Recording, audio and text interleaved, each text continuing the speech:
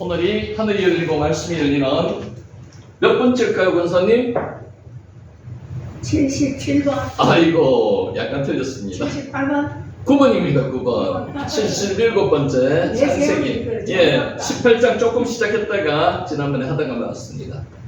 18장 시작하기 전에 들어가는 말씀 한번 보겠습니다. 이런 질문 한번 가져보셨습니까? 가인은 왜 에덴의 동쪽으로 갔을까요? 동쪽. 카인을 요리했습니다. 카인. 창세기 4장 16절 18절 제가 읽습니다. 가인이 여호와 앞을 떠나서 에덴 동쪽 놋 땅에 거주하더니 아내와 동침하며 그가 임신하여 에녹을 낳은지라. 에녹이 가인의 아들입니다. 가인이 성을 쌓고 그의 아들의 이름으로 성을 이름하여 에녹이라 하니라. 에녹이 이랏을 낳고 이랏은 머후야엘을 낳고 머후야엘은 모두사엘을 낳고 모두사엘은 라멕을 낳았더라. 카인입니다. 자, 질문. 인류 최초로 기도의 응답을 받은 사람이 누구일까요? 답 밑에 있습니다. 카인. 가인입니다. 가인이 인류 최초로 기도 응답 받았습니다. 가인은 동생 아벨을 죽인 후에 만나는 사람들이 자신을 죽일 것에 대한 두려움을 가지고 하나님께 호소했습니다. 간청했습니다. 하나님은 가인에게 표를 주셨습니다. 그리고 가인을 보호해 주셨습니다. 헤벨의 이름을 여기 써놨습니다. 헤벨. 헤벨의 뜻이 뭐라고요? 허무하다. 헤벨. 허무하다. 전도서에 나오는 헤벨. 그것이 똑같습니다. 가인은 인류 최초의 예배자입니다. 인류 최초의 예배자가 누구라고요? 카인. 인류 최초로 예배를 거부한 사람이 누굴까요? 카인. 인류 최초로 살인을 한 사람은 누구이겠습니까? 카인. 답은 지금 가인입니다. 계속. 인류 최초로 기도 응답을 받은 사람 아까 물어봤습니다. 카인입니다. 카인 이렇게 쓴다고 해놨죠. 기도 응답으로 자신을 보호하는 표를 받은 카인은 주님을 떠나서 에덴 동쪽 놋 땅에 거주하게 됩니다. 요게 오트입니다. 오트. 빨간 거 보이죠? 오트. 요게 표입니다. 표. 징표. 먼저 동쪽에 주목해 보시기를 바랍니다. 동쪽이라는 단어가요. 케뎀입니다. 케뎀. 밑에 써놨습니다. 케뎀. 복잡하시면 그냥 듣고만 넘어가세요. 하나님은 동쪽에 있는 에덴에 정원을 만드셨습니다. 어디에 만드셨다고요? 동쪽에. 케뎀에 만드셨습니다. 케뎀.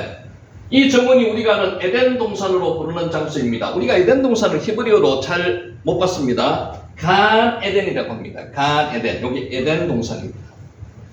그 에덴 동산에 하나님이 창조하신 사람들을 두셨습니다. 아담과 하와를 에덴 동산에 두셨습니다. 간 에덴. 하나님이 금하신 열매를 먹은 사람들은 에덴의 동쪽으로 추방되었습니다. 서쪽이 아니고 동쪽으로. 케뎀이라 그랬죠. 케뎀 동쪽으로. 간 에덴의 케뎀으로 동쪽으로. 그리고 가인은 에덴 동쪽 어디요? 놋 땅에 거주하게 됩니다. 놋. 방황이라는 뜻입니다. 놋이. 놋. 히브리 사람들은 방향을 잡을 때 남쪽을 기준으로 삼는 우리와 달리 동쪽을 기준으로 삼습니다. 우리는 어디를 기준으로 삼는다고요? 남쪽을 기준으로 삼습니다. 히브리 사람들은 동쪽을 기준으로 삼습니다. 동쪽이 어디라고요? 케뎀. 히브리 사람들에게 동쪽은 위가 됩니다. 기준이 됩니다. 케뎀. 동쪽은 기원을 뜻하기도 합니다. 시작. 더불어 시작과 출발의 의미도 가지고 있는 게 케뎀, 동쪽입니다. 성막과 성전이 어디를 향하고 있는지 아시죠? 문이 동쪽으로 나 있습니다. 케뎀. 이유가 있습니다. 동쪽 나 있는 이유가 케뎀. 고대 사람들은 태양이 뜨는 동쪽에 뭐가 있다고 생각했습니까? 신이 동쪽에 있다고 믿었습니다. 케뎀. 동쪽을 지혜의 장소로 믿었습니다. 케뎀. 그러니까 케뎀 기억 한번 하시기 바랍니다. 동쪽. 현인들은 동방에 있다고 믿었고 동방 사람들은 지혜의 사람이라고 여겼습니다. 케뎀. 동쪽은 히브리어로 케드마라고도 하는데 케뎀으로 알고 계세요. 케뎀. 동쪽 방향을 말하는 단어가 케뎀입니다. 과거 옛날을 말하는 시간적 개념의 단어로도 케뎀이 쓰였습니다. 히브리 단어는 뜻이 하나만 있는 게 아닙니다. 뜻이 많습니다. 그래서 동쪽으로 간다는 것은 많은 것을 의미합니다. 케뎀. 지혜를 얻기 위해서 동쪽으로 가고요. 현인을 만나기 위해서도 동쪽을 가고요. 여행을 떠나면서 신을 찾기 위한, 신을 만나기 위한 여행을 뜻하기도 합니다. 어디로 간다고요? 동쪽으로. 케뎀. 동쪽으로 간다는 것은 어떤 사건의 이해를 위해서 과거의 어떤 시점으로 돌아간다는 것을 이야기합니다. 과거로 간다는 것도 케뎀이라 그랬죠. 나를 떠나는 성찰의 여행이라고 말할 수 있습니다. 뭐가요? 동쪽으로 가는 게 케뎀. 가인이 하나님을 떠나서 에덴의 동쪽으로 이주한 곳이 어디라고요? 가인이 이주한 것이 노 땅입니다. 노드. 요렇게 씁니다. 노드. 요거를 빨리 읽으면 노시라고 읽습니다. 노시라는 히브리 단어의 의미는 뭐라고요? 방황. 그 가서 뭐 했다고요? 히브리어로 방황이라는 의미의 노스로 가서 방황했다는 겁니다. 누가요? 카인이. 어떤 특정한 지역, 장소를 말하는 것이 아니라 가인이 지금 무언가를 찾아 헤매고 있다는 것을 표현하기 위해서 쓰는 단어가 바로 노시입니다. 노스의 뜻이 뭐라고요? 방황한다는 뜻입니다. 방황. 하나님을 떠나서 무언가를 찾아 방황하던 카인은 결혼했습니까? 못했습니까? 결혼했습니다. 아벨은 결혼했을까요? 못했을까요? 결혼했다는 이야기가 없습니다. 못했다고 봐야 됩니다. 아들을 낳게 됩니다. 아들 이름이 뭐라고 아까 소개했죠? 에노. 가인이 아들을 낳아서 이 아들의 이름을 에녹이라고 지었습니다. 이렇게 씁니다. 에노키라고 읽기도 하는데 이걸 빨리 읽으면 에녹, 여기 받침을 넣어야 되면 에녹. 에녹의 이름 뜻 아십니까? 많습니다. 봉헌하다, 바치다 이런 뜻도 있습니다. 훈련하다, 헌신하다, 순종하다, 시작한다, 바친다, 봉헌한다. 이게 에녹의 뜻입니다. 성 이름을 뭐라 지었다고요? 에녹. 그 성을 바친다는 뜻입니다. 에녹. 온갖 좋은 뜻을 다 가지고 있는 이름이 에녹입니다. 에녹. 우리 선지자 에녹이 이름 아닙니다. 카인의 아들 이름 에녹입니다. 에녹. 그리고 노 땅으로 이주한 카인은 인류 최초로 성을 쌓게 됩니다. 이 성 이름이 에녹성이라고 이름을 붙였습니다. 그리고 그 성 이름을 에녹이라고 지었습니다. 여러분, 왜 가인이 아들 이름을, 성의 이름을 에녹이라 했을까요? 한번 생각해 보신 적 있습니까? 바치다, 봉헌하다는 뜻입니다. 아마 회개의 의미를 갖고 지었을 겁니다. 그렇게 생각할 수도 있습니다. 그런 뜻으로 한번 볼게요. 에녹이라는 이름은 가인이 성찰의 고백에서 나온 것이라고 여겨집니다. 회개하는 거죠. 반성하는 거죠. 하나님으로부터 반항한 것, 동생을 죽인 것, 이런 거 회개한다는 의미로 에녹이라고 지었을 가능성이 있습니다. 성경에 그런 말씀 안 나오니까 유추해 보건대. 자기 성찰의 고백이 바로 에녹이라는 이름으로 표현되었다고 이해하기도 합니다. 에녹 뜻이 뭐라고요? 봉헌하다, 바치다, 가르치다.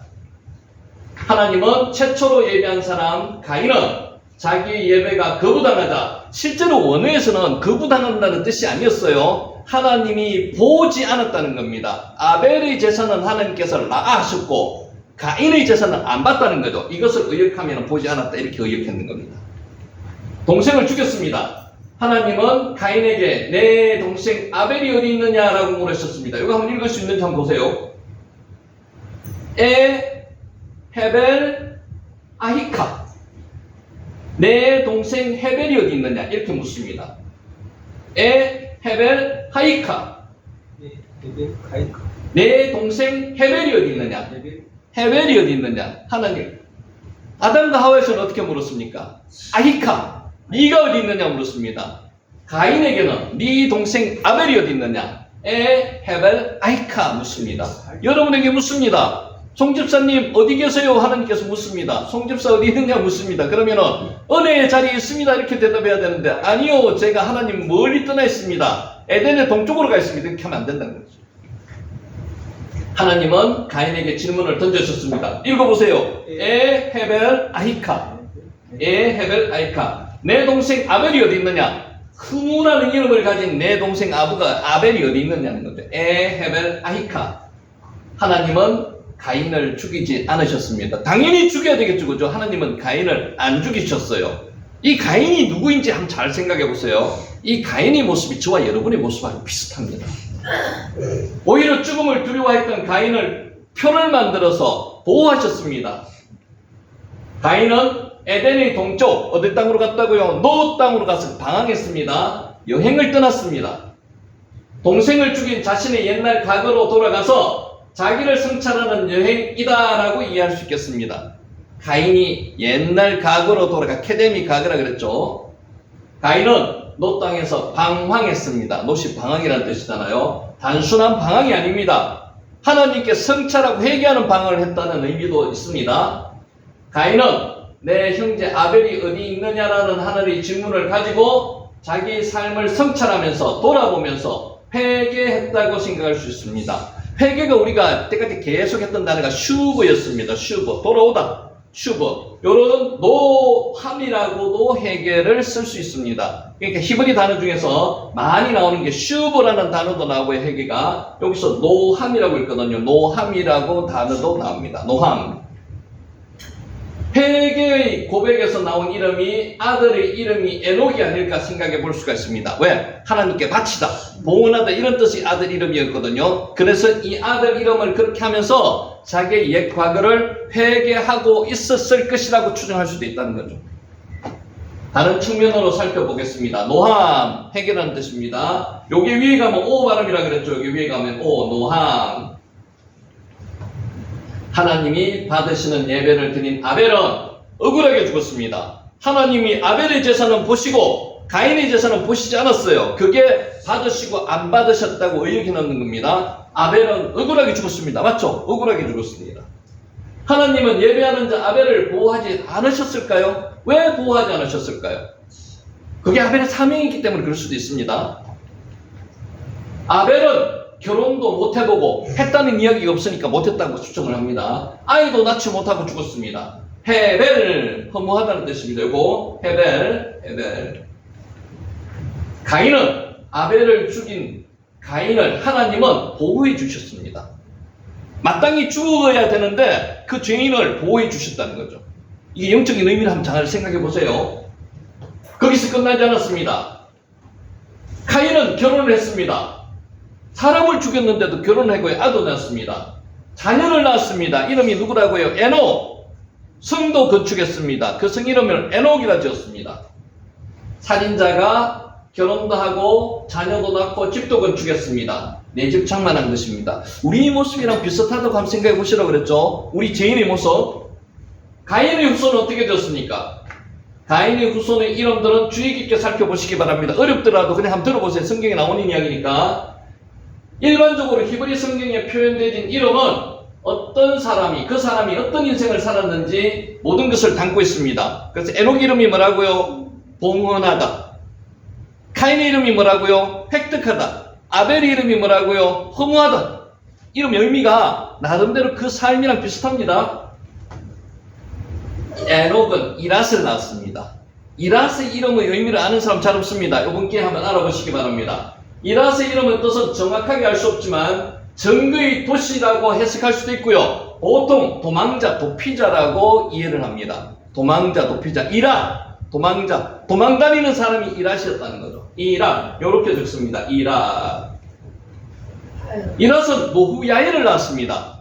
성경에 나오는 이름입니다. 이름 나오면 좀 복잡해요. 모후야엘, 요렇게 적는데 이렇게까지 기억할 필요는 없습니다. 모후야엘은 하나님은 싸우신다 또는 하나님이 다스리신다는 뜻입니다. 모후야엘. 모후야엘은 머두사엘을 낳습니다. 머두사엘. 하나님의 사람이라는 뜻이 머두사엘입니다. 머두사엘은 라멕을 낳았습니다. 라멕은 우리가 지금 기억이 있습니다. 라멕의 성경에 두 사람이 나와요. 이 사람 라멕은 가인의 후사람 라멕입니다. 라멕, 강한 자라는 뜻입니다. 라멕, 강한 자, 라멕. 가인의 후손은 문제없이 잘 먹고 잘 살았는 것처럼 성경에 기록되어 있습니다. 그러니까 죄인의 자식들도 잘 돼 있습니다. 이게 육적인 자식들이지만 잘 돼 있습니다. 하나님의 은혜와 복이 없다면 불가능한 일입니다. 이게 뭐라고 읽을까요? 집사님 혹시 읽으실 수 있어요? 헤세드. 성경에 가장 많이 나오는 하나님의 가장 속성, 큰 속성, 하나님과 가장 가까운 속성, 헤세드. 뭐라고요? 은혜, 사랑, 자비, 헤세드. 하나님의 은혜와 복이 없다면 불가능한 일입니다. 뭐가요? 그렇게 죄인까지도 하나님께서 결혼도 지켜주시고 자식도 낳고 번성하게 만들어 주셨다는 거죠. 이게 뭐라고요? 하나님의 은혜입니다. 헤세드입니다. 헤세드. 자, 어떻게 이런 일들이 가능했을까 한번 생각해 볼까요? 헤세드가 왜 가능했을까요? 회개하는 우리에게 주시는 은혜가 아닐까 상상해 볼 수 있다는 거죠. 노함이라고 했죠. 회개가 슈브가 회개라고 그랬습니다. 가인은 회개했다는 표현은 없습니다. 성경상. 그러나 아들 이름을 에녹이라 지었고요. 성 이름을 에녹성이라 지었고요. 이런 걸로 봐서는 회개의 모습 자체가 조금씩 보인다는 거죠. 그래서 회개했다고 추정을 할 수도 있다는 거죠. 노함. 여러분이 이 일을 우리가 어떻게 이해할 수 있겠습니까? 이해하기가 좀 어렵습니다. 그런데 이렇게 이해하는 것도 하나의 방법이라는 거죠. 아벨은 죽었습니다. 누가 죽였어요? 가인이 죽였습니다. 하라그 처참하게 살해했습니다. 가인은 결혼도 하고 자녀도 낳고 집도 장만했습니다. 그런데 아벨은 하나님께서 예배도 받으셨는데 빨리 죽었습니다. 이게 하나님의 섭리라는 거죠. 우리가 어떻게 이해할 수 없습니다. 사실은 이해할 수 없는 하나님의 사랑이며 헤세드, 은혜이며 하나님의 이것이 하나님이 일하십니다. 이 가인이 뭐라고요? 죄인이잖아요. 죄인을 하나님께서 용서해 주시고 회개하니까 은혜까지 주신다는 그런 뜻으로 해석할 수도 있습니다. 자, 여러분 가인이 우리 자신이라는 거 한번 생각해 보세요. 우리 자신의 모습이 가인의 모습 속에서 우리 자신의 모습이 투영되어 있습니다. 가인이 바로 나 자신이구나 하는 것을 알게 되면 이 모든 일들은 쉽게 이해가 됩니다. 가인은 나는 가인과 같은 죄인입니다. 하타가 죄인이라는 뜻이거든요. 나는 죄인입니다. 하타 죄인입니다. 죄수 중에 개수입니다. 개수. 바울이 이야기했죠. 나는 개수라고, 죄인 중에 개수라고. 하나님께 예배는 드리고 있지만 시기하고 질투하고 경쟁하면서 욕심부리고 죄도 짓고 잘못하고 있는 가인은 바로 나 자신입니다. 우리의 모습이라는 거죠. 하나님 앞에 예배드리지만은 또 이 순간이 지나면은 거짓말도 할 수 있고요, 시기할 수도 있고 죄도 질 수 있습니다. 이게 가인의 모습이라는 거죠. 그리고 또다시 회개합니다. 하나님께 돌아옵니다. 이게 우리의 모습이라는 거죠. 칼로 총으로 사람을 죽이지 않았어도 말로 많은 사람을 죽인 살인자가 바로 나 자신입니다. 이 순간까지도 그렇게 해왔을 수도 있습니다. 그리고 이 순간이 지나고 또 은혜 받았다고 하지만 또 그럴 수도 있습니다. 이게 우리의 모습이라는 거죠. 그런데 내 안에 하나님이 계시면은 이 모습 자체가 은혜로 돌아선다는 겁니다. 가인은 바로 나 자신입니다. 우리들입니다. 우리들. 그러니까 가인이 나라고 생각해 본 적이 잘 없을 거예요. 근데 가인을 나라고 투영해 보셔도 이 말씀이 은혜가 됩니다. 나는 다른 사람에게 해를 끼치고 있으면서도 내가 해 있는 것을 두려워하는, 내가 죽는 것을 두려워하는, 그래서 살려달라고 이기적으로 기도하고 있는 그가 누구라고요? 납니다. 나. 네. 하나님은 이걸 다 이해를 해주신다는 거죠. 은혜로 감싸주신다는 겁니다. 회개하면은 또한 그가 바로 나 자신입니다. 내가 가인입니다. 우리가 가인이라는 거죠. 오늘 아침에 우리가 가인임을 깨닫고 회개의 자리로 들어가시는 저와 여러분이 되시기 바랍니다. 아멘. 하나님은 이런 죄인을 죽이시지 않으셨습니다. 우리 벌써 죽어야 될 존재입니다. 그렇지 않습니까? 근데 안 죽이십니다. 왜? 가인처럼 표를 주셔서 보호해 주십니다. 지금까지 보호해 주시고 먹여 주시고 입혀 주시고 살게 해 주셨습니다. 아들 딸 놓고 잘 살게 해 주셨어요. 그리고 어떻게 뭐를 바라시는 거예요? 회개하기를 바라시고요. 회개하면 헤세드 은혜 주신다는 겁니다. 나의 회개의 기도가 충분하지 않아도 내가 예배 때마다 성경 읽으면서 기도할 때마다 하는 그 회개의 기도를 받아주십니다. 받아주실 뿐만 아니라 그래도 삶을 성찰하면서 변화하려고 애쓰고 있는 나 자신을 긍휼히 여기셔서 나에게 성령으로 오셔서 여전히 하나님은 나를 돕고 계신다는 사실 여러분 믿으시기 바랍니다. 이런 하나님이십니다. 하나님은 우리를 지켜보시면서 우리 회개의 모습도 지켜보시고요. 우리를 항상 은혜의 자리로 인도하시는 분입니다. 회개하고 돌아올 때 하나님께서는 받아주시는 거죠.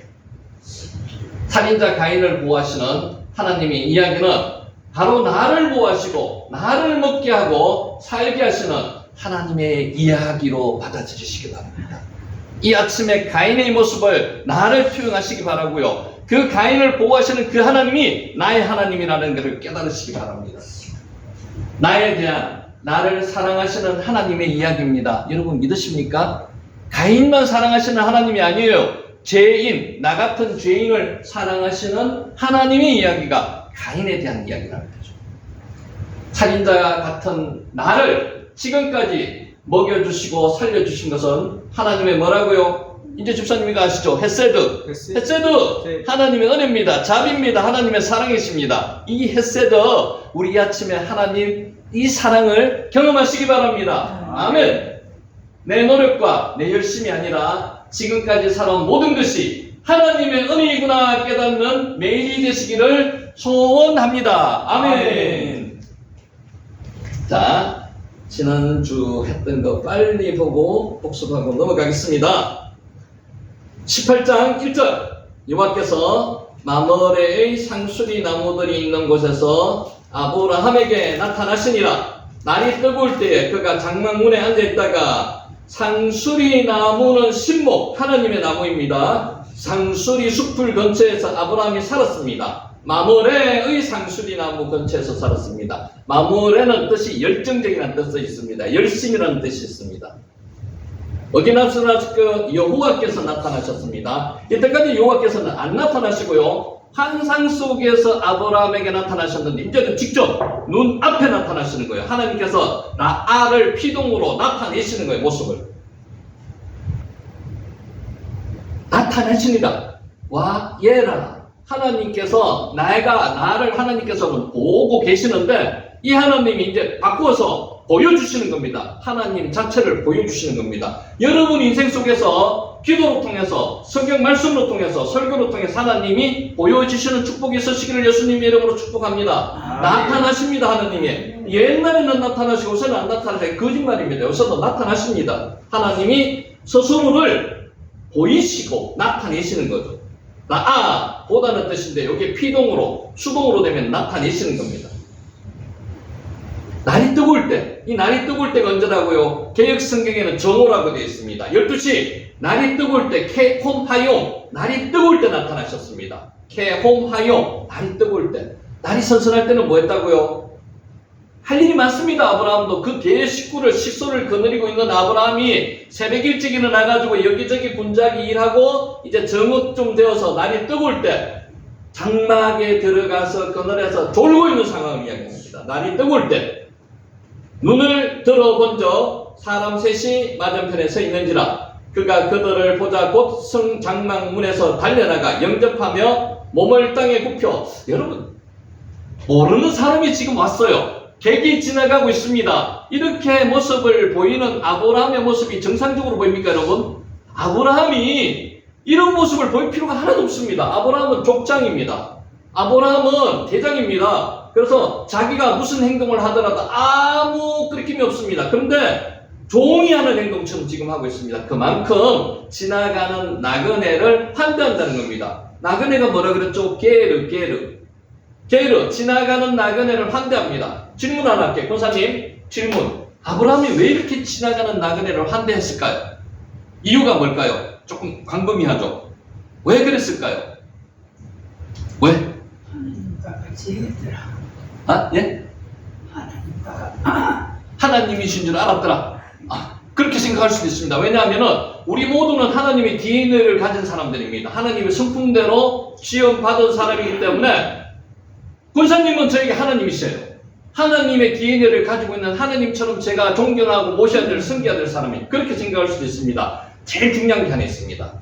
아브라함은 자기가 게르였기 때문에 그렇습니다. 자기가 나그네였기 때문에 나그네의 서름을 너무 잘합니다. 지금 아브라함에게 땅 한 평 있었습니까? 없었습니다. 가나안 땅에 땅 한 평도 없이 지금 떠돌아다니고 있는 상태입니다. 그래서 떠돌아다니는 나그네를 보면 자기 입장 같은 거예요. 그래서 그만큼 환대를 했다는 거예요. 그 자기 입장. 여러분이 죄인인 걸 알면은 다른 사람을 보면은 가엾게 여기지 않겠습니까? 똑같은 입장입니다. 역지사지. 눈을 들어 본적 사람 셋이, 자기와 비슷한 객 셋이, 나그네 셋이 지금 서 있다는 겁니다. 맞은편에 그냥 지나가지 않고 서 있었대요. 이거 잘 한번 생각해 보세요. 지나가면 그만입니다. 눈 감고 그냥 자는 척하고 지나가면 그만입니다. 그런데 이 사람 셋은 지나가지 않고 서 있었답니다.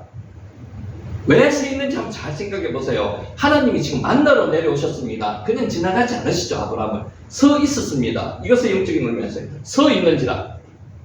눈을 들어 보니 사람 셋이 서 있었답니다. 여기서 원어가 이사 에나위오, 이거 눈을 들어 봤다는 거고요. 아르 보았다는 거고요. 그리고 힌내, 우리 인사할 때 힌내 썼습니다. 힌내 감탄사입니다. 우와, 사람 셋이 서 있다 이런 뜻입니다. 문자 그대로 고개를 숙이고 졸고 있었습니다. 실제로는 눈을 들어보니, 졸다가 깜빡이가 눈을 들어보니 사람 셋이 서 있다 이런 뜻입니다. 몸도 피곤한데요. 그냥 지나가시도록 내버려둬도 됩니다. 근데 아브라함은 안 그랬다는 거죠. 이게 유대인의 게르 환대법입니다. 나그네 환대법입니다. 근데 아브라함은 이 평상시 정해져 있는 이 규정보다도 훨씬 더 자기가 나그네를 환대했다는 겁니다. 여러분, 이 모습 잘 보시면서 잔치의 모습 한번 생각해 보세요. 잔치. 우리 성경에 잔치의 모습이 어디 나옵니까? 요한복음 2장 가나 혼인잔치 나오죠. 이 아브라함은 지금 손님 셋, 게르, 나그네 셋을 모시드리면서 잔치를 하고 있습니다. 그냥 단순하게 잠시 왔다가 쉬고 가는 그런 의미가 아니고요. 잔치하고 있는 모습입니다. 우리 인생은 잔치하는 모습이 돼야 돼요. 예수님과 우리가, 하나님과 우리가 함께 사는 삶은 잔치하는 삶입니다. 우리 오늘 밥 해가지고 여러 사람이 먹잖아요. 이게 잔치입니다, 잔치. 이 잔치가 아브라함은 어떤 마음으로 한다고요? 기쁜 마음으로. 우리도 마찬가지 기쁜 마음으로 하고 있잖아요. 이게 하나님이 원하시는 마음이라는 거죠. 잔치의 마음. 아브라함이 그들을 전혀 사람 이상의 존재로 여기지 못했습니다. 처음부터 하나님인 줄 몰랐어요, 아브라함은. 그래서 지나가도 되고 그냥 객이니까 홀 때는 아니더라도 그냥 규정이 있는 나그네 환대법으로 환대해도 되는데, 아브라함의 모습을 보면 그렇지 않다는 거죠. 맨발로 막 뛰어나가가지고요. 수도 자기가 직접 고릅니다. 음식도 직접 만들어놓고 자기가 수들로 막 지휘하고 다닙니다. 이거는 뭐라고요? 잔치를 하고자 합니다. 잔치하고. 달려나가서 영접했다는 겁니다. 한국말로 하면은 버선발로 나가서 영접했다는 겁니다. 신발도 안 신고 나가서 영접했다는 겁니다. 그렇지. 돌진하다, 급히 나가다는 것입니다. 자기가 졸고 있었기 때문에 그들이 눈앞에까지 왔더라도 자기가 느끼지 못했는 그런 미안한 마음이 만회하기 위해서 이런 부분도 있지만은, 아브라함은 근본적으로 마음 자체가 자기와 같은 나그네를 환대하고 싶은 마음이 있었던 겁니다. 그래서 그들로 통해서 그냥 영접하는 것도 아니고요. 그들로 통해서 온 자기 식솔들이 잔치하고자 하는 마음이 있었다는 거죠. 어떻게 이 사람들을 영접했습니까? 몸을 땅에 굽혀가 영접했다는 겁니다. 몸을 굽힌다는 말은요, 예배한다는 뜻하고도 같은 말입니다. 몸을 굽혔습니다. 쫙 굽혀가지고 절을 했다는 겁니다. 지나가는 아무도 모르는 사람한테 절을 했어요. 처음부터 하나님이라고 알았으면, 천사들이라고 알았으면 절을 했는 게 이해가 가는데 그렇지 않았습니다. 아브라함은 그때까지도 이 사람들은 나그네였습니다. 근데 이 사람들을 모셔서 절을 했다는 거죠. 쏴하 절했다는 겁니다. 절했다는 거예요. 야곱이 예서를 맞을 때 400명이 형이 그 군사들 거느리고 자기를 죽이러 오고 있는 거예요. 그때 절했습니다. 그리고 요셉이 그의 아버지를 환영할 때 그때 절했고요. 쏴하 몸을 굽히다는 뜻입니다. 경배는 아무 때나 하는 게 아닙니다. 근데 아브라함은 전혀 생면부지의 이 사람들을 몸을 굽히면서까지 모셔드리고 경배를 했습니다. 부지 중에 이웃에게 선을 베푸는 것은 실로 이 세상에서 빛과 소금의 역할을 해야 한 우리들의 입장이라는 거죠. 그래서 우리가 한 사람 한 사람, 실제로 우리 눈에 100% 차지 않는 사람, 못한 사람을 만나더라도 오늘 아브라함과 같은 입장에서 대해야 된다고 말씀하시고 있는 겁니다. 왜? 그들은 나그네 환대법이 있어서 의무적으로 그렇게 해야 될 경우도 있지만, 우리는 하나님께서 주신 사명이기 때문에, 사랑해야 되는 사명이기 때문에 마음을 가지고 그들을 대해야 된다는 겁니다. 쏴하 굽히다는 뜻입니다. 굽히다. 여러분, 우리가 한 사람 한 사람을 섬기고 베풀고 하는 것은요, 예수님께서 말씀하셨듯이 그냥 그 어려운 사람 한 사람을 대하는 게 아니고요, 섬기는 게 아니고요, 하나님을 섬기는 겁니다. 예수님을 섬기는 겁니다. 그런 마음으로 섬겨야 된다. 내 주여, 아도나이, 주인. 사라도 아브라함에게 주인이라고 얘기합니다. 처음 보는 사람한테 내 주여, 그리고 자기를 종이라고 이야기합니다. 아브라함이. 이런 표현을 쓰기가 어렵습니다. 아브라함은 자기와 같은 나그네를 봤을 때 진심으로 그 사람들을 지금 접대하고 있는 겁니다. 아브라함이 그들 중 한 명이 하나님이시면을 깨닫지 못하고 몰랐습니다. 천사들인지도 몰랐습니다. 그냥 나그네였습니다. 그런데도 그 사람들을 아도나이 주인이라고 부릅니다. 그리고 자기는 에베드 종이라고 이야기합니다. 아브라함은 본문 이후 계속적인 대화를 통해서 이후에야 하나님이시고 천사들인 것을 알았습니다. 그전에는 몰랐습니다. 그런데도 극진하게 대우합니다. 똑같습니다. 우리는 한 사람 한 사람을 하나님을 대하듯 대해야 됩니다. 그게 하나님께서 오늘 아브라함에게 우리한테 가르치시는 말씀입니다. 내가 주께 은혜를 입었사오면, 이 표현이 원어를 직역하면 이렇습니다. 내가 당신의 눈 속에서 은총을 발견했다면 입장을 바꿔놓고 해야 됩니다. 객이 이런 이야기를 해가지고 요구를 해가지고 도움을 요청해야 되는데 아브라함은 자기가 객인 것처럼 지금 행동하고 있습니다. 내가 당신의 눈 속에서 은총을 발견했다면, 당신에게 내가 은혜를 입었다면 당신이 들어와서 쉬십시오, 이런 말입니다. 이런 표현을 할 수가 있습니까? 자기가 주인인데. 보통 객이 들어와서 내가 은혜를 입었사오면 당신에게 들어가 쉬게 해주십시오, 이렇게 이야기하는 게 맞죠. 근데 아브라함은 안 그랬습니다. 내가 당신의 눈 속에 은총을 발견했다면 들어와서 쉬고 가라는 겁니다. 그냥 말만이 했을까요? 내부 마음속까지 이렇게 되어 있다는 겁니다. 그게 아브라함이 나그네를 극진하게 대접했다는 겁니다. 선을 행하는 것도 중요하지만 자신을 드러내놓지 않고 마음속에 있는 겸손함을 가지고 선을 행하는 것이 중요하다고 말씀을 하고 계십니다. 원하건대 종을 지나가지 마시옵고, 아브라함은 지금요 들어오셔서 쉬고 가는 데 중점을 두고 있습니다. 무조건 들어오시라는 거예요. 근데 좀 이따가 한번 보여드릴 텐데 19장에 나오는 롯은요, 들어오시는 게 중점을 두는 게 아니고요, 나그네 환대법의 규정에 얽매여가지고 당연히 딴 데 가지 말고 잠시 머물다가 그 환대법 규정 안에서 우리 집에 잠시 머물다가 가시는 데 중점을 두고 있는 겁니다. 차이가 있습니다. 그래서 18장과 19장을 같이 보면서 비교하면 좋습니다. 비교 좀 이따가 해드릴게요. 나가 무슨 뜻인가 하면 제발 쉬었다 가라는 겁니다. 쉬고 싶은 마음이 없더라도 들어오셔가지고 쉬라는 겁니다. 손님한테 지금 이렇게 극진하게 지금 하고 있습니다. 그래서 한글 성경을 보면은 그런 극진한 표현 자체가 잘 표현이 되고 있지 않은데, 내가 주께는 은혜를 입었사오면은 여기 나오는 나가 들어가 있으면, 나가 제발 내가 제발 주께 은혜를 입었사오면은 제발 들어와서 쉬었다가 그래요. 이걸 2번이나 썼어요. 3명의 나그네에게 자신의 거처를 그냥 통과하지 말고 지나가지 말고 반드시 들어오셔가지고 반드시 쉬었다가 가라는 거를 지극하게 극진하게 말로도 마음에 있는 말로 표현하고 있는 겁니다. 원하건대 종을 떠나 지나가지 마옵시고, 자기를 종이라 그러죠. 아바드가 섬긴다, 예배하다는 뜻이 있습니다. 거기서 나온 게 에베드입니다. 에베드, 종입니다. 종. 나는 당신의 종입니다. 나는 지금 족장이에요, 아브라함은. 근데 자기가 스스로 종이라고 이야기하고 그 사람들을 아도나의 주인이라고 이야기합니다. 그 사람들은 생명부지에 그냥 지나가는 나그네일 뿐입니다. 그런데도 아브라함은 지금 이렇게 극진하게 잔치를 지금 준비하고 있는 거예요. 아브라함의 영적 후손인 우리들도 아브라함을 본받아야만 합니다. 선한 일을 생활 가운데 실천하는 자들이 되어야 되는데 진심으로 마음속으로 해야 된다는 겁니다. 겉으로 드러나게 해서는 안 된다는 겁니다. 선을 행하고 선한 사업을 많이 하고 나누어 주기를 좋아하며 자가 되게 하라고 디모데전서 6장 18절에 말씀하고 있습니다. 자, 이제 이렇게 구체적으로 들어와서 쉬고 가시는데 어떻게 쉬고 가시는지를 말씀하고 있습니다. 4절, 물을 조금 가져오게 하사. 그냥 물을 떠다 주고 씻어라 이런 것도 아니고요, 당신이 명령을 나한테 하세요.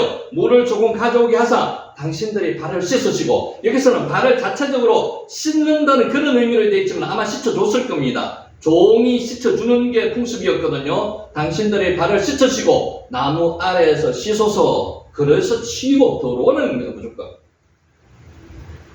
요 본문도 그렇습니다. 제발 당신들이 발들을 씻으시기 바랍니다. 나가 들어갔습니다. 제발.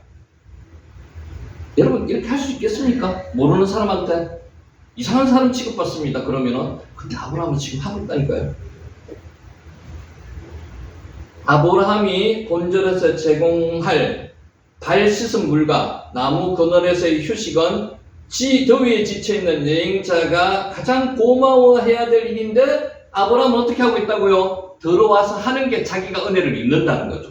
그 사람들이 은혜를 입는 건데 거꾸로 지금 반대로 이야기를 하지만은 아브라함이 그만큼 마음을 정직하게 수수한 마음을 지금 보여주고 있는 겁니다. 자, 요거 한번 보세요. 재밌습니다. 19장 2절 제가 가져왔는데 2절 한번 읽습니다. 권사님 19장 2절 읽습니다. 보세요. 이런데 내 주여 돌이켜 종의 집으로 들어와 발을 씻고 주무시고 일찍이 일어나 갈 길을 가소서. 그들이 이르되 아니라 우리가 거리에서 밤을 새우리라. 요 한글로도 조금 느낌이 오죠. 여기는 뭐에 방점을 뒀습니까? 나그네 환대법을 자기가 지켜야 되기 때문에 지키는데 들어와서 발을 씻고 주무시고 어떻게 가라고요? 일찍 일어나서 가라고요. 가는데 중점을 뒀다고요. 들어와가지고 쉬고 편안하게 쉬는데 중점을 아브라함은 뒀다면은 여기서는 들어와서 발을 씻고 일찍 일어나서 갈 길 가소서. 내가 의무는 다 해야 되기 때문에 당신은 그냥 보낼 수는 없어. 들어와서 쉬고 가라. 그런데 일찍 가라 이런 뜻입니다. 그런데 이 사람들이 어떻게 했습니까? 천사 둘만 지금 19장에 갔거든요. 그들이 이르되 아니라 우리가 거리에서 밤을 새우리라. 천사들도 알았어요. 들어가기 싫다는 겁니다. 안 들어가겠다는 겁니다. 밤을 밖에서 새우겠다는 겁니다. 근데 롯은 지금 진심에서 우러나는 마음에 사는 게 아니고요. 그냥 의무적으로 나그네 환대법 때문에 이렇게 지금 이야기하고 있다는 게 요 구절을 통해서라도 표현이 됩니다. 나타납니다. 4절 쉬소서. 쏴는 쉬다는 뜻입니다. 쉬다. 옛날에 쉬는 게 어떻게 히브리 사람들은 쉬는 게 우리 그림 보면 이렇게 나왔죠. 왼손으로 이렇게 비스듬하게 누워가지고 땅을 기대고 오른손으로 음식을 집어먹는 그 모습을 쉬다는 표시를 했습니다. 쉬어가라는 무조건 들어와서 발도 씻고 쉬어가라는 겁니다. 그게 아브라함이 지금 그 환대법입니다. 쏴 의지해서 쉬라는 겁니다. 5절 내가 떡을 조금 가져오리니 당신들의 마음을 상쾌하게 하신 후에 지나가소서. 당신들이 종에게 오셨음이니이다. 그들이 이르되 내 말대로 그리하라. 아까 롯을 어떻게 했다고요? 들어가서 쉬고 일찍 가라고 이야기하니까 안 들어가겠다 그랬습니다. 천사들이. 그 마음을 아는 거죠. 오늘 이 사람들은 아브라함의 이런 극진한 마음을 세 사람 실제로 하나님과 두 천사죠. 그들이 이르되 내 말대로 그리하라. 하겠다는 겁니다. 자, 이 표현 재밌습니다. 5절에 보면은 내가 떡을 조금 가져오겠대요. 떡을. 우리 아브라함에는 떡을 얼마나 생각합니까? 떡, 세 개, 떡을 얼마나 많이, 22리터 정도예요. 22리터 정도. 그 정도 많이 하는데, 이 표현은 내가 떡을 조금 해가 가져오겠다는 겁니다. 그러니까 아브라함은 마음이 지금 굉장히 이분들을 환대하기 위해서 흥분되어 있고 즐거워하는 마음입니다. 당신들의 마음을 상쾌하게 하신 후에 지나가라는 말입니다. 사아드, 지지하다는 뜻이고요. 여기 보세요. 당신들이 종에게 오셨음이니이다. 주인이 종에게 왔기 때문에 당신들은 반드시 여기서 쉬고 가셔야 됩니다. 떡도 조금 해가지고 올 테니까 상쾌하게 하신 후에 가라는 겁니다. 왜냐하면은 아브라함이 나그네들이 반드시 머물러야 하는 이유를 강하게 내세우고 있는 구절입니다. 자, 여기까지 지난주에 했고요. 이제 새로운 절을 들어가겠습니다. 6절 아브라함이 급히, 여기서 중요합니다. 급히, 서서히 천천히 아닙니다. 급히 장막으로 가서 사라에게 이르되 속히 고운 가루 세 스아를, 고운 가루 세 스아, 이게 22리터 정도 된답니다. 22리터가 말로 하면 한 말 2대 정도 된답니다. 떡을 한 말 2대 하면은 어느 정도 되겠습니까? 빵을. 누룩을 넣어서 빵을 하면 엄청 부풀겠죠. 가져다가 반죽하여 떡을 만들라 하고, 요게 떡도 빵입니다. 빵을 만들라 하고. 급히, 와의 마헤르. 급히가, 마하르가 급히라는 뜻. 급히. 아브라함은 장막으로 어스름어스름 걸어 안 갔습니다. 급히 걸어갔습니다. 빨리 걸어갔습니다.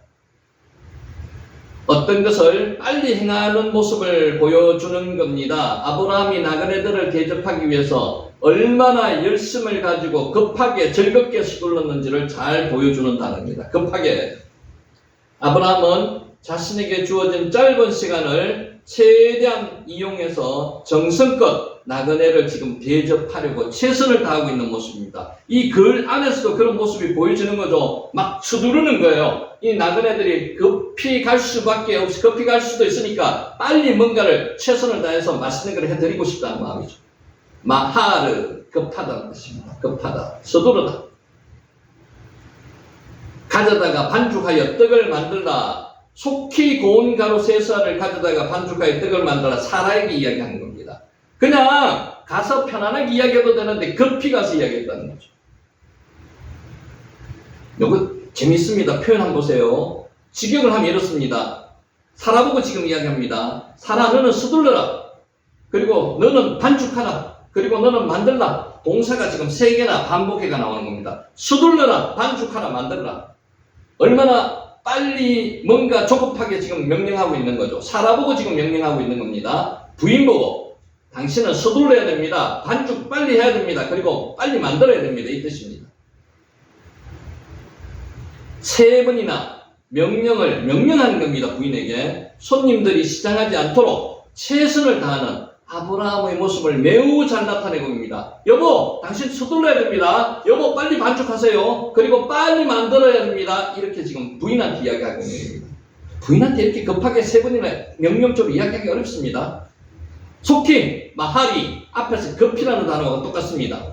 같은 단어가 한 문장에서 2번 사용했는 것, 히브리 문학에서 뭐라 그랬죠? 강조한다는, 강조, 같은 게 2번이나 사용하는 것은 아브라함이 선을 지체하지 않고 신속히 행하고자 함을 강조하고 있는 겁니다. 급히 여보, 서둘러요. 반죽하고요. 빨리 만들어요. 이렇게 지금 이야기합니다. 루시, 반죽하다는 뜻입니다. 반죽하다. 아싸는 만들다는 뜻이죠. 바라가 하나님께서 천지를 창조하실 때 쓴 단어가 바라입니다. 태초에 하나님이 천지를 창조하시니라 바라. 그 바라와 비슷한 동사가 아싸인데요. 아싸는 있는 것을 가지고 만드는 겁니다. 유에서 유를 만드는 게 아싸입니다. 뭐를 만들라고요? 빵을 만들 때 아싸 만드는 겁니다. 아싸. 6절 아브라함이 급히 장막으로 가서 사라에게 3번이나 명령했습니다. 고운 가루 3쌀을 가져다가 반죽하여 떡을 만들다. 여기 3쌀가 얼마만큼 분량이냐? 굉장히 많은 분량. 한 말 2대 정도 가지고 만드는 겁니다. 한 말 2대 만들면 몇 명이나 먹을까요? 한 200명 내지 300명 먹을 겁니다. 케마움, 유목민들이 일상적으로 사용하는 밀가루가 케마움입니다. 케마움. 본문에는 고운으로 쓰여서 솔리트라는 단어와 함께 쓰였습니다. 이것은 아주 귀한 손님에게만 사용하는 밀가루가 고운 밀가루입니다. 그래서 그냥 밀가루도 아니에요. 고운 밀가루를 가지고 한 말 2대나 되는 밀가루를 가지고 지금 빵을 만들어낸 겁니다. 만드는데 얼마나 힘들겠습니까? 한 말 2대 같으면 엄청나게 200~300명을 먹을 거니까. 아브라함은 나그네를 위해서 자신이 갖고 있던 음식 중 가장 좋은 것, 고운 가루를 썼습니다. 고운 가루. 가장 좋은 것으로 손님을 대접하려고 하는 겁니다. 그런데 소동성이 있던 룻은 어떻습니까? 룻은 뭐를 사용했다고 기록되어 있죠? 무교병. 누룩 넣지 않는 무교병. 무교병으로 딱딱한 그 빵을 손님에게 지금 대접하고 있는 겁니다. 딱딱한 빵인 무교병과 약간의 염료만으로 천사들을 대접했습니다. 그래서 롯의 모습과 아브라함의 모습은 손님 접대하는 게 엄청 차이가 난답니다. 아까 그래 제가 말씀드렸듯이 나그네 환대법의 규정에 어긋나지 않게 롯은 그거 안에서만 움직이려고 했고요. 아브라함은 마음과 뜻과 정성을 다해서 손님들을 자기 입장이니까 모시려고 했다는 그런 마음이 확연하게 차이가 나고 있습니다. 세사, 고운 가루 세사, same. 요게 복수이고 세아가 단수인데요. 요게 지금 에바, 한 세아는 에바의 3분의 1입니다. 한 세아. 그러니까 한 에바는 대략 22리터 정도 됩니다. 22리터면 엄청나게 됩니다. 그래서 우리가 말 알잖아요. 한 말 2대 정도 됩니다. 한 말 2대. 그럼 엄청나게 많은 양입니다. 나그네 3명을 대접하기에는 매우 많은 분량이었습니다. 여러분 근데 아세요? 나그네를 대접할 때 풍성하게 대접합니다. 그러니까 먹고 깔랑깔랑하게 대접을 하지 않는다는 거죠. 딱 맞게 대접을 하지 않는다는 거죠. 많은 양으로 풍성하게 대접을 해서 그 남는 것은 나머지 주위 식구들이 같이 먹는 겁니다. 그게 뭐라고요? 잔치. 지금 아브라함은 잔치를 준비하고 있는 거예요. 그래서 3명만 먹이려고 하는 게 아니고요. 그 먹고 남은 것으로 나머지 식구들까지 같이 먹겠다는 겁니다. 아브라함은 나그네들을 대접하기 위해서 아주 귀한 밀가루, 고운 밀가루까지 아끼지 않고 넉넉하게 한 200~300명 먹일 분량의 지금 빵을 구우라고 하는 겁니다. 그러니까 아브라함이 이런 마음이 드는 것은 자기 입장이라니까요. 자기가 게르잖아요. 자기가 나그네잖아요. 자기 입장과 같은 사람들이 손님이 오니까 그 사람들을 극진하게 대접해주고 싶은 마음, 그 마음이 있었다는 거죠. 그래서 잔치를 하고 싶은 그 즐거운 마음으로 지금 손님 대접을 하고 있는 아브라함의 마음을 한번 새겨보시기 바랍니다. 세아흐, 서를 이야기한 서. 케마가 밀가루를 그렸습니다. 가루.